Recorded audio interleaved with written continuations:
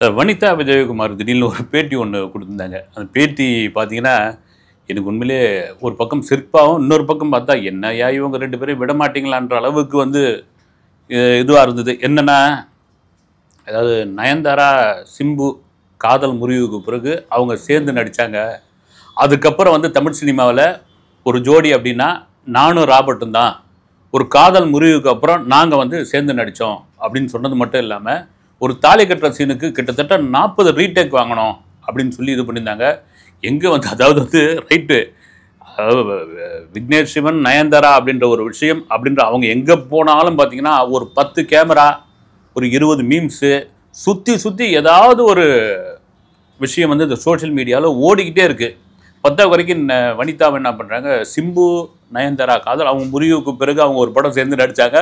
எங்க காதல் முறிவுக்கு பிறகு இந்த படம் சேர்ந்து நடிச்சிருக்கிறோம். அதுல வந்து கல்யாண காட்சிக்கு 40 ரீடேக் வாங்கியிருக்கோன்னு சொல்றது பார்த்தீங்கன்னா, எந்த பிரபலத்துக்குடன் தன்னுடன் பேச ஆரம்பிக்கிறோமோ, சேர்ந்து பேசுறோமோ, நாம பிரபலமாவோம் அப்படின்ற அளவுக்கு தான். அதை தாண்டி எம்பா விட மாட்டீங்களாப்பா நயன்தாரா, விக்னேஷ் சிவன் அந்த உலகு உயிர் 2 பிள்ளைகளையும் நீங்க அப்படின்னு. ஏன்னா இந்த இப்போ சமீபத்தில் பழனிக்கு சாமி கும்பிட போயிருக்காங்க.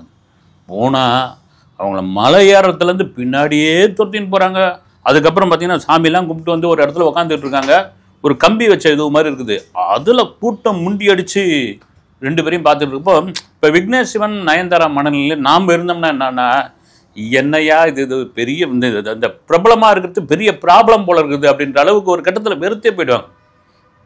நீங்கள் ரஜினிகாந்த் சொன்னது தான் வந்து, நான் டீ குடிக்கிறதுக்கு வெளியே வந்து ஆசைப்படுறதுக்கு முடியாது. அதுக்காக நான் ஒரு டீ கடையே இல்லைன்னா சரவணபவன் ஹோட்டல்லையே நான் வாங்க வேண்டியதாக இருக்குன்னு.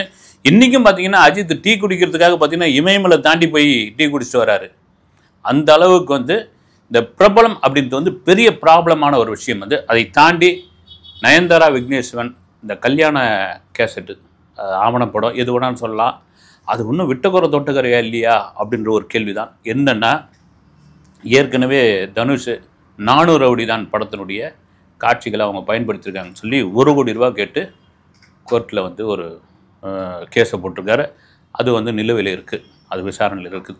அப்படி இருக்கும்போது திடீர்னு பார்த்தீங்கன்னா, இந்த சந்திரமுகி பட நிறுவனம், அதை படத்தை வாங்கிற ஏபி நிறுவனம் ஏதோ, அந்த நிறுவனம் என்ன பண்ணியிருக்காங்க, இந்த நெட்ஃப்ளிக்ஸில் வந்த விக்னேஷ் சிவன், நயன்தாராவுடைய அந்த ஆவணப்படம் கல்யாண கேசட்டு, அதில் வந்து சந்திரமுகி படத்தினுடைய காட்சிகளை பயன்படுத்தியிருக்காங்க. ஏற்கனவே அவங்கக்கிட்ட நாங்கள் வந்து ஒரு மனு ஒன்று அமிச்சோம், இந்த காட்சிகளை வந்து நீக்கிடுங்க, அப்படி நீக்கலைன்னா எங்களுக்கு 5 கோடி ரூபா கொடுங்க அப்படின்னு. அதுக்கு எந்த பதிலும் சொல்ல அப்படின்போது, நீங்கள் அதுக்கு ஒரு தீர்ப்பை சொல்லுங்கள், நீங்கள் விசாரிச்சு இது பண்ணுங்கன்னு சொன்னோடனே 2 வாரம் அதுக்கான பதில் அளிக்கணுன்ட்டு கோர்ட் வந்து சொல்லிட்டாங்க. இதெல்லாம் மீறி என்னையா அப்படின்ற ஒரு கதை தான் வந்து என்ன வந்து ஒரு ஒரு ஒரு கல்யாணம் எங்களுடைய திருமணத்தை ஒரு ஓடிடி தளத்தில் பயன்படுத்துவதற்கு இவ்வளோ இதுவா அப்படின்னு நல்லா ஞாபகம் இருக்குதுங்க. வந்து எனக்கு தெரிஞ்சு ரொம்ப காலமாக அந்த திருமண பேச்சு, நயன்தாரா, விக்னேஷ் சிவன் திருமணம், காதலிக்கிறாங்க, இதெல்லாம் ஓடிக்கிட்டு இருந்தது. பத்திரிகையிலையும் மீடியாக்கள்லாம் 1000 செய்திகள்லாம் போட்டுக்கிட்டு இருந்தாங்க. ரகசிய திருமணம் பண்ணிக்கிட்டாங்க, அவங்க துபாயில் செட்டில் ஆகிட்டாங்க, மலேசியாவில் இருக்கிற ஒரு கோவிலில் போய் கமுக்கமாக வந்து கல்யாணம் பண்ணிக்கிட்டு வந்து ஆளுக்கு தனித்தனியாக வந்து இருக்காங்க. குறிப்பாக பார்த்தீங்கன்னா அந்த எக்மோரில் மியூசியம் எதிர்க்க இருக்கிற ஒரு பிரம்மாண்டமான அப்பார்ட்மெண்ட்டில் மேல் தளத்தில் வந்து விக்னேஸ்வரனும், கீழ்த்தளத்தில் வந்து நயன்தாரா இருக்காரு. இது மாதிரியான வந்து பல கதைகள்லாம் சொல்லிக்கிட்டு இருந்தாங்க. இதெல்லாம் தாண்டி எங்கே இவங்க வந்து நம்ம கல்யாண அறிவிப்பை சொல்லியே ஆகணும் அப்படின்னு எங்கே முடிவு பண்ணாங்க அப்படின்னா, திருமணத்துக்கெல்லாம் முன்னாடி பாரிஸில் இருக்கிற காளிகாம்பாள் கோவில், அதாவது பாரிஸ்னால் பாரிமுனை, சென்னை பாரிமுனையில் இருக்கிற காளிகாம்பாள் கோவிலுக்கு விக்னேஷ் சிவனும் நயன்தாராவும் வந்து சாமி கும்பிட்டுருந்தப்போ, நம்ம சென்னை மாநகர மேயர் பிரியா அவங்க வந்து மீட் பண்ணி பேசியிருந்தாங்க. அந்த மீட் பண்ண ஸ்டில்ஸ் வந்து சோஷியல் மீடியாக்கெல்லாம் வந்தது.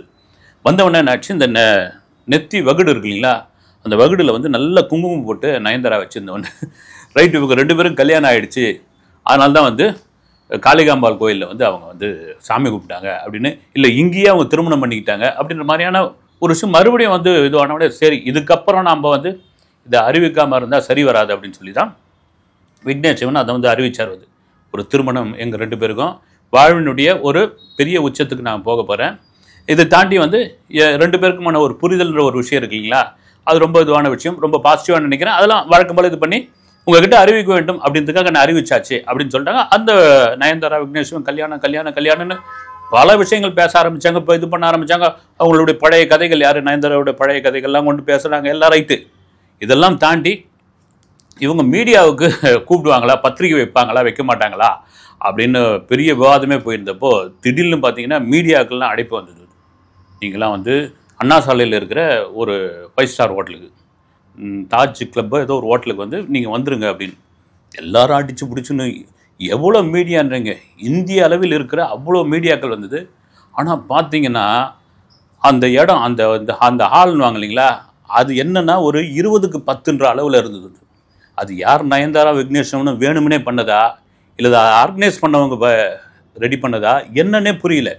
ஏன்னா நயன்தாரா விக்னேஸ்வரனுடைய கல்யாண மேட்டர் இந்திய அளவில் உண்மையாக அங்கே வந்து நேஷ்னல் லெவலில் அப்படி பேசப்பட்ட ஒரு விஷயம். அது நீங்கள் ஏதோ கேரளாவும் தமிழ்நாட்டுக்குமான செய்தி மாதிரி கிடையாது வந்து. ஏன்னா அவங்க கேரளாவில் செஞ்சவங்க, அதை தாண்டி நேஷ்னல் லெவலில். அப்போ பாருங்கள், நேஷ்னல் மீடியாக்கெல்லாம் வந்துட்டாங்க, சில லைவ் வேன்லாம் வந்துடுச்சு. வந்து வேன்லாம் வந்தாச்சு. என்னடா இது, ஏதோ ஒரு கொட்டடியில் வச்சுருக்காங்க அப்படின்னு பார்த்தீங்கன்னா, அங்கே இந்த பிரேக்ஃபாஸ்ட் எல்லாம் ஏற்பாடு பண்ணியிருந்தாங்க. மெரிச்சு ஒருத்தர் இது பண்ணி இந்த கேமரா போடுறதுக்கான இடம், அப்புறமா அந்த தினசரி பத்திரிகை, மாத பத்திரிகை, வார பத்திரிகை, அப்புறம் இன்டர்நெட்டு, இவங்க எல்லாம் வந்து சேர்ந்த பிறகு நெரிச்சல், அப்படி ஒரு நெரிச்சல். அப்புறம் பார்த்தா அவங்க ரைட்டு ஓகே வந்து இதெல்லாம் பண்ணி அவங்க வந்து ஃபோட்டோலாம் எடுத்து ஒவ்வொருத்தராக வந்து பழைய ரிப்போர்ட்டர்கள், அப்புறமா அவங்க நடிக்க வந்த காலத்தில் இருந்தவங்க எல்லாருக்கும் நன்றி சொல்லிவிட்டு, திருமணத்துக்கு யாரும் வராதிங்க, ஏன்னா அந்த திருமணத்துக்கு நாங்கள் ரொம்ப கட்டுப்பாடாக சில பேர் மட்டும்தான் கூப்பிட்ருக்கோம், அது வந்து மகாபலிபுரம் படத்தில் நடக்குது, அதனால் வேணாம். இது பழைய ரஜினியோட இது சொல்லுவாங்க வந்து. ஏன்னா அப்போ ரைட்டு வந்து 80s அவர் கல்யாணம் பண்ணிக்கிறது, அதாவது அந்த கல்யாண அறிவுக்கு முன்னாடி அப்போ இருந்த ரிப்போர்ட்டர்கள் அப்படின்னா ஒரு 20-30 பேர் இருப்பாங்கன்னா அதுவே அதிகம். அப்போ வந்து இந்த போயஸ் கார்டன் வீட்டுக்கு கூப்பிட்டு ஒரு மத்தியான வேளையில் பிரமாதமான ஒரு விருந்து, அந்த விருந்தோடு சேர்த்து மருந்து எல்லாத்தையும் கொடுத்து பயங்கரமாக அதுவாகி எனக்கு கல்யாணம் அப்படின்னாராம். அடுத்து எல்லாரும் பரபரப்பானாங்களாம். ஏன்னா யூனிக் பேப்பருக்கு நியூஸ் கொடுக்கணும்ல, அந்த யூனிக் பேப்பர் ரிப்போர்ட்டர்லாம் வந்ததோடனே சார் டீட்டெயில் சொல்லுங்கன்னொன்னே திருப்பதியில் கல்யாணம் அப்படின்னாரு. திருப்பதியில் எத்தனை மணிக்கு கல்யாணம், எங்களுக்குலாம் அழைப்பு இருக்கான்னு, யாரும் வரக்கூடாது நீங்களாம் அப்படின்னு எல்லாருக்கும் பயங்கர அதிர்ச்சி ஆகிடுச்சான். ஒருத்தருக்கு கல்யாண பத்திரிக்கை, அதாவது கல்யாணத்துக்கு வாங்கன்னு தான் கூப்பிடுவாங்க, இவர் யாரும் வரக்கூடாதுன்னு.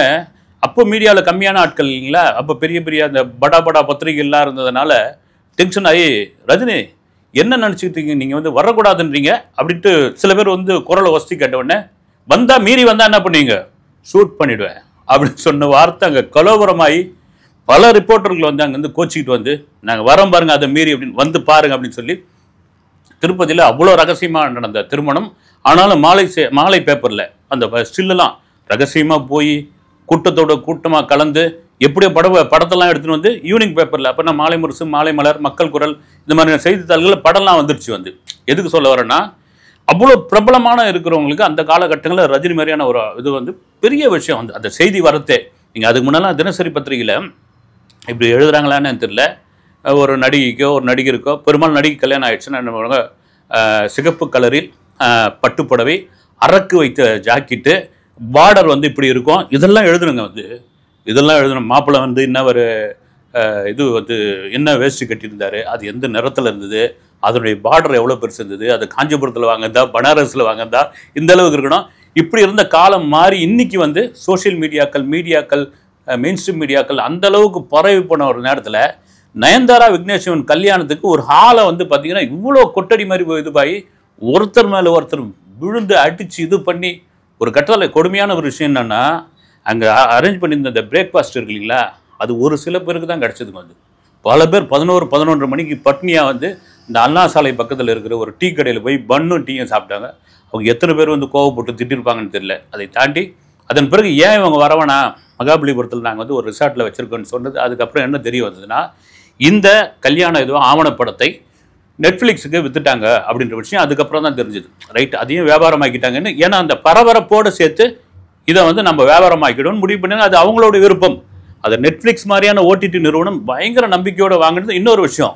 இதெல்லாம் மீறி அந்த கல்யாணத்துக்கு சாதாரண ஆட்கள்லேருந்து பெரிய பாலிவுட் நட்சத்திரங்கள்லாம் வருவாங்க, பயங்கரமாக இருக்குன்னு எதிர்பார்த்தது ஒரு கட்டத்தில் ஏமாற்றமாக போயிடுச்சு. என்னென்னு பார்த்தீங்கன்னா, நீங்கள் உங்களுக்கு தெரிஞ்ச ரஜினிகாந்த், ஷாருக் கான், அப்புறமா வந்து இன்னும் 2-3 பேர் அவ்வளோதான் வந்து இந்த அளவுக்கு தான் வந்தாங்க. அதுவே இந்த ஓடிடி நிறுவனத்துக்கு கொஞ்சம் இதுவாகிடுச்சு. சரி ஓகே அப்படின்னு மற்ற சடங்கு இதெல்லாம் வச்சு ஏதாவது ஒன்று இது பண்ணிடுவோன்ட்டு அந்த ஃபுட்டேஜ் வரல. அந்த சமயத்தில் தான் இவங்க கிட்ட கேட்டது என்னன்னா, நீங்கள் நடித்த படங்கள், நீங்கள் தனியாக ஒரு இன்டர்வியூ கொடுங்க, அந்த கிளிப்பிங்ஸ்லாம் இதில் பயன்படுத்தணும்னு சொல்லும்பொழுது தான் இந்த நானும் ரவுடி தான் படத்துலேருந்து சில காட்சிகள் எடுத்து யூஸ் பண்ணாங்க. அது தனுஷுக்கு தெரிஞ்சு போய் எங்கிட்ட பர்மிஷன் வாங்கலை, ஆச்சா போச்சா இதுக்கு 10 கோடி ரூபா நீங்கள் நஷ்டஈடு கொடுக்கணும் அப்படின்னு சொன்னப்போ, இதெல்லாம் வந்து நாங்கள் வந்து படத்தில் காட்சியாக எடுக்கலை, ஷூட்டிங் ஸ்பாட்டில் விக்னேஷ் சிவன் அவருடைய செல்ஃபோனில் எடுத்த இது வந்து இதுக்கு வந்து இதுக்கும் நீங்கள் படத்துக்கு வந்து காப்பி ரைட்ஸ் கேட்க முடியாதுன்னு, இல்லை இதுக்கு வந்து கேட்க முடியும், ஷூட்டிங் ஸ்பாட் யாருது, அந்த ப்ரொடியூசர் யாருது, செலவு யார் பண்ணுறது, நீங்கள் ஃபோனில் எடுத்து போயிட்டா காட்சி இது திரைப்படத்துலேருந்து தானே வந்திருக்குது அப்படின்னு அது ஒரு பெரிய விவாதமாக மாறி அந்த சமயத்தில் ஆகாஷ் பாஸ்கருடைய திருமணம். உண்மையிலே பல பேருக்கு ஆகாஷ் பாஸ்கர்னா யாருன்னு அந்த சமயத்தில் தெரியாது. வந்து ஒரு திருமணம் நடக்குது, அந்த திருமணத்திற்கு ஒட்டுமொத்த கோலிவுட்டும் வந்திருக்குது.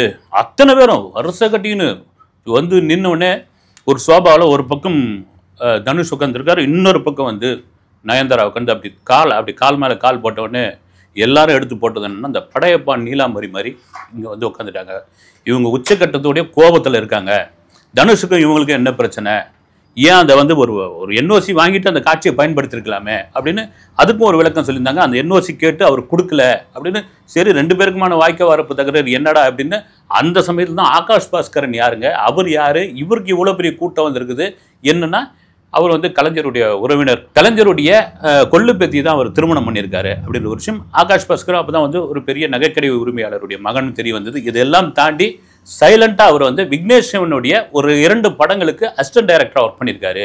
அவர்னா தான் இன்னார் இவ்வளோ பெரிய ஆளுன்னு தெரியாத அளவுக்கு அவர் வந்து இந்த திரைப்படத்தை நம்ம கற்றுக்கணும், திரைப்படத்தில் அசிஸ்டன்ட் டைரக்டராக ஒர்க் பண்ணணும், நாம் திரைப்படத்தை வந்து இயக்கணும் அப்படின்னு சொல்லி வந்து அதன் பிறகு இப்போ பார்த்தீங்கன்னா இட்லி கடை, பராசக்தி, ஆச்சா போச்சா, ஜனநாயகன் படத்தினுடைய தமிழ்நாடு உரிமையாக அவர் தான் வாங்க போகிறான்ற மாதிரி பேசிகிட்டு இருக்காங்க. இது ஏன் சொல்ல வந்தேன்னா, இந்த தனுஷ் நயன்தாரா அந்த காப்பிரைட் விவகாரம், அந்த நானும் ரவுடி தான் இந்த இது வந்து இந்த பக்கம் போயிட்டு இருக்கும் பொழுது திடீர்னு சந்திரமுகி உள்ளே இறங்கி இதுக்கு வந்து ஒரு விளக்கம் கொடுக்கணும், இந்த காட்சியை நீக்கல்னா நாங்கள் வந்து சட்டப்பூர்வமாக இது பண்ணி பார்த்தோம்னு இந்த ஓடிடி நிறுவனம் என்ன நினச்சிருப்பாங்கன்னா, அவங்க பெரிய அளவில் ஏதோ வந்து பயங்கர ரீச் ஆகிருக்கும், அது அட்டகாசமாக நமக்கு வந்து மக்கள் பார்த்து கொண்டாடி இருப்பாங்க அப்படின்லாம் நினச்சாங்க.